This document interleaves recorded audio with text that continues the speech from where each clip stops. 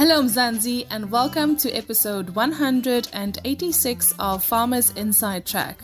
I'm your host, Donumdu. Young, ambitious and versatile is how I describe Wafiq Essop, an agronomist and technical support and business developer at AfriNat, a business providing agricultural products and real-time food value chain solutions. I got to pick his innovative brain in this episode and also found out what he would do if he sat in the hot seat as agricultural minister in Mzansi. Wafiq, it's such a pleasure to have you here on Farmers Inside Track. You are the technical support and business developer at AfriNat. That sounds really important. What do you actually do? So with agriculture, you can't entirely separate the sales part or the business development from the technical. So I'm primarily a scientist, but what we do is we go out to farmers who have issues. Doesn't matter what your issue is, we'll come out to the farm, we'll have a look at it. We'll do soil analysis, water analysis, soil health analysis if that's possible. We outsource a lot of these analytics. We have our own laboratory as well.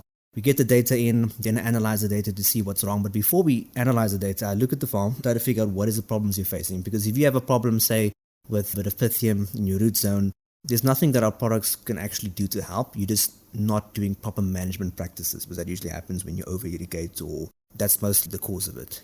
What we do is we go out, we offer a free consultation. We've tried solving the solutions using our program and just basic integrated management practices. And then we find a solution, and then the sales guys come in and they would do the selling. I don't do the selling, I just do the development to reach to such a point, to build trust. So it's all about building trust with the farmer. And if you think about farmers, is that lots of guys are coming to them trying to sell them stuff. So you got to understand when you come in, you're entering, I wouldn't say very negative. When you see an advert, what do you do? I skip adverts. It's annoying, there's too many. But when you come and you actually add value up front and say, I don't want anything, I'm just going to add the value to help, then they're way more willing to listen and cooperate. And it's essentially just building trust for the farmer using science. Taking the science off of their back and giving them the analytics and say, here it is, slideshow, this is what we did, this is what we found. There you go. What got you into the sector? Where did it all start for you? Did you always want to be part of the agricultural space? It's such an interesting space to work in, and I don't think many people actually know about the opportunities within it. But what drew you to agriculture? Personally, I'm very competitive. So most of the stuff I do outside of work and even in work, I just like being told I can't do it and I go ahead and do it. My father comes from a retail background, my mom working in administration, bit of sales here and there, just standard office work in corporate South Africa, back when it was much bigger in the 80s and 90s and stuff. And then I grew up until age 7 on a place outside of the farms in a place called Frottenburg, which is outside Stellenbosch. I would interact a lot with the farm workers and with their kids, and we'd play soccer together and stuff. And I'd drive past the farms. And I looked at the farms and like, what's going on there? I can do that. Why don't I see people like myself doing these type of things? And when I told my parents when I was 16 I wanted to do this type of thing, they're like, no, just do accounting or law and you'll be okay. You can do that stuff. And I could have did it if I wanted to. But I was a bit too, wouldn't say arrogant, but I was a bit stubborn, but in a good way. I was like, no, I'm going to prove people what I can do in this industry, that you can add value irrespective of your background. Like 80% of the people in my class, 85%, both male and female, were from farming backgrounds, onion farm, citrus farm. And when they say, oh, my dad's an engineer, but you've asked them again, do you have land? Yeah, I got a farm that side of the country. I'm like, okay. I was in the minority in that regard, a few others were. And that's what drew me to it, because it was like, I knew that every industry I can equip myself with skills that are scarce and important, because it doesn't matter what the policies or the politics of the country is, you have to eat and you can't choose. It doesn't matter. You need your tomatoes, like no matter what, you're socialist, capitalist, whatever you believe in or don't believe in, you need to eat. And that's what drew me to it. It's the security and also the potential to grow. Now, when you go online and you look for salary research within agricultural sector, you won't find an accurate thing, because it's a lot like art. It's not called art, but if you buy a farm and you start farming, there's no limit to what you can achieve. And I know there's one farmer who made literally billions. He's set for life now, because what happens, the wheat price went pretty high. So he had a diversified farming structure. He had stone fruit, he had citrus, and he had wheat. Usually the citrus carries the wheat because the citrus is much more high value crop. But because of what happened in Ukraine, wheat prices quadrupled or something. And that usually happens during times of war, during times of stress, because then what happens is, what people don't understand, maybe I should explain this, investors hedge against high risk commodities and invest into lower risk commodities or things that people need, such as, well, wheat and barley, for example. Oats are commodity crops, traded as commodity. Whereas fresh produce isn't traded. It's traded, it's not looked at as a commodity crop, and it's not necessary for human existence. It's not a staple. So these guys who all invested into these other companies and the wine industry and whatnot, put all the capital into wheat, pushing the price up. Not that there's a undersupply of wheat, it's just that the investment corporations who have shares in the agricultural sector decided to be more defensive with their investment strategy, because you must be, especially in the last 3 years, has been hectic. He made a few billions because he had a diversified structure. That's another thing with agri. You can start anywhere. Like most of the guys in farming didn't study farming. They just are farmers. You can choose what farm you want to farm. Horse, you want to farm rabbits. That's the artistic aspect also that drew me towards, and the freedom. You have such a powerful voice about what the sector can offer, but also just what it can do for young people like yourselves within the sector. What would you say is our shortfalls? What should we be improving on? Let's talk more about future-focused farming practices, sustainability, precision agriculture, farming. Where should we be playing? The tide is turning a little bit. I don't want to use the word organic because it's been sort of perverted with all the different companies coming in and corporates and everything's all of a sudden organic. I mean, from a chemistry perspective, if there's carbon in it, it's organic. But from a marketing perspective, what is actually organic? Nobody really knows what organic is. So we got to farm, just in general, when it comes to looking after nature, we got to farm with nature, not against it. Stop killing all the insects and all the microorganisms in the soil. You don't need to do that. You can work with that. And also you got to make farming more sexy for the youth. Whether it be a Netflix series or YouTube thing, you got to make it attractive to people. So in agriculture, we got to do that as well, make it attractive for the youth. Most of the smart people I know, who I went to school with and at uni, they did engineering or these other safe things. Agriculture is the safest of them all because you have to eat. Yeah. People are sick every now and then, and if you're a medical doctor, you'll always have work, sure enough. But with food, and remember there's almost 9 billion people now, so export market is huge, so you can always sell something. And if tomatoes doesn't work, you go to peppers. Pepper doesn't work, you can go to the cucumber families, and you can just go on and on. So there is no limitation. That's what I like. So we got to make it more attractive. These type of platforms are pretty cool. I think I'm going to start my own YouTube channel just to talk about what it is. But people ask me a lot of questions, and they ask, what can you tell me about agriculture? I'm like, I can tell you a lot, but I need to be way more specific with it. It's not a... You might as well come to what can you tell me about science? I'm like, I can tell you a lot, but you need to be very specific in what you ask. So yeah, making it more attractive, and for the youth especially, because there's a generational gap as well. Like I speak to a lot of farmers who are over 60 in their 70s and whatnot.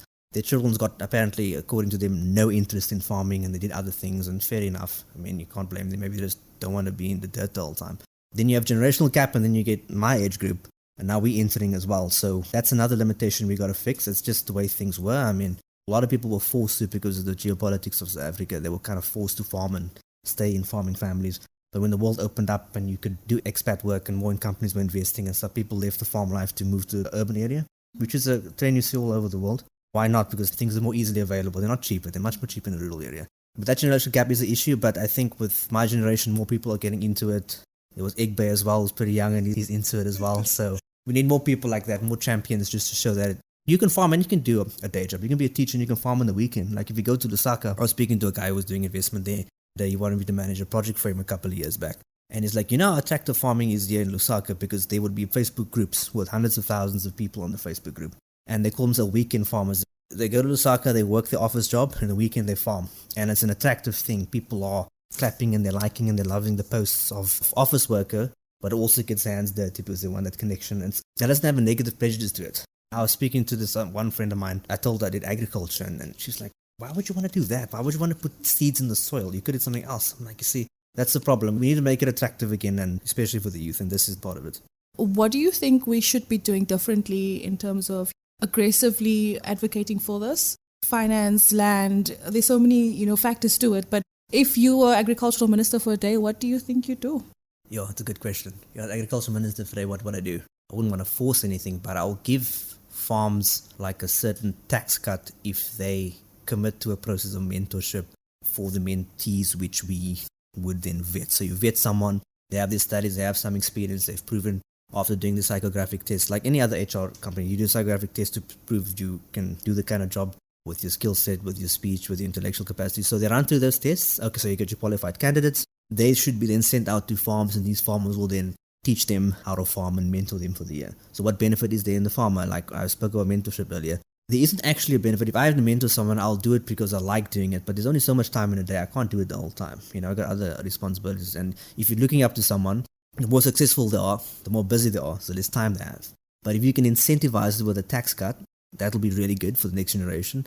And lots of guys I know who study what I study, they don't work in agri. I'm lucky I get to work in agri, but they work in sales and commodity trading, and some left and went to computer science because they couldn't necessarily find a role quick enough, and they got to pay back their student loans. But this process should be made compulsory, I think, for graduates.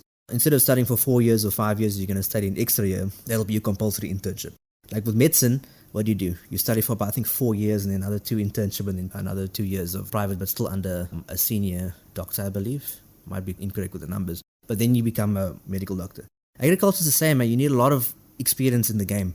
And I had to sort of find out here and there and talk to this farmer and that farmer and this company and sort of build experiences all together. But that needs to be made, even if it's 2 years, I would recommend that there be a compulsory internship process afterwards, just to make more useful agriculturalists. Just in terms of your journey within the agricultural space, you're very young, you're a dynamic, player within the space. What does the next 5 to 10, 20 years look like for you?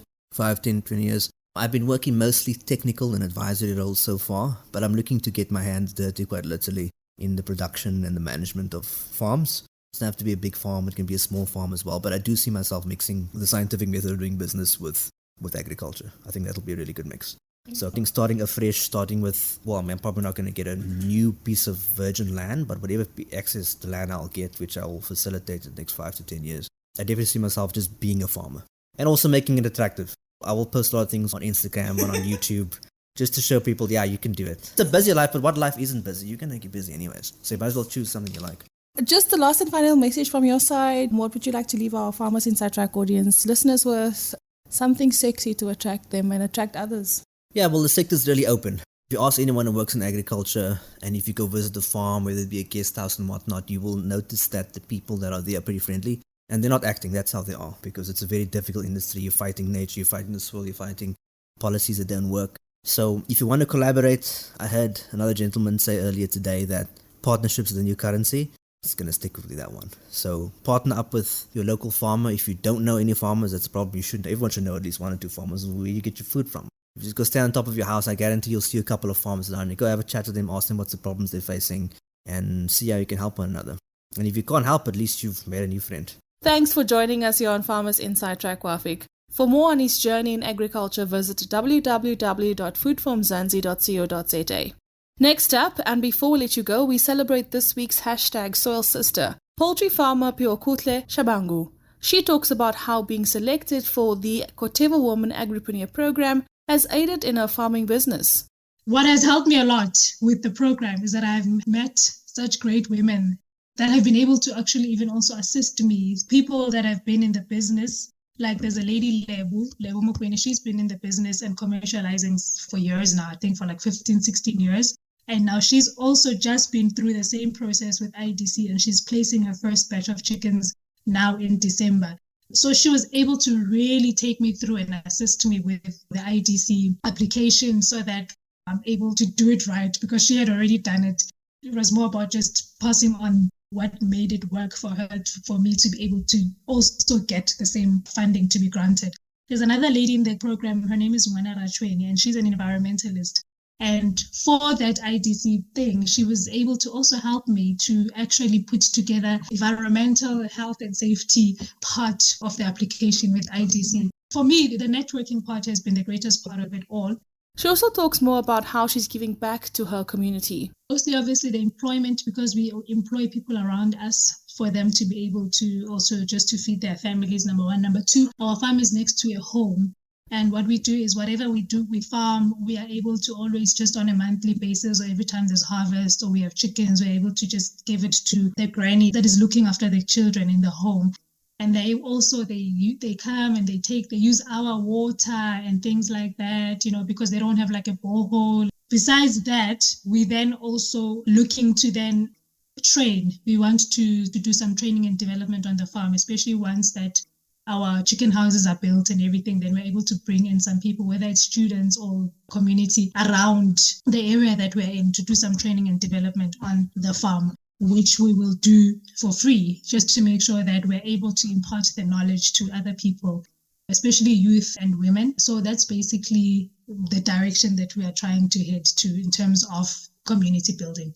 Thank you so much for joining us here on Farmers Inside Track, Phiwokuhle Shabungu. You can of course read more about her farming business and journey in this dynamic space on www.foodformzansi.co.za. And that's a wrap from me, Donumdu, our producer Megan van der Vent, Octavius Pandil, and the rest of the Food for Mzansi team. Have an absolutely amazing week. Bye for now. Life in South Africa can be a lot. Scroll through Twitter for a minute and tell me I'm wrong. Thank God for South Africans though, right? We're inspiring, and even on the bad days, we fight back with a smile. That's why I love Food for Mzansi so much. we're not ashamed to celebrate the ordinary unsung heroes who work every day to put food on our nation's tables. Go to foodformzansi.co.za and never miss an inspiring story.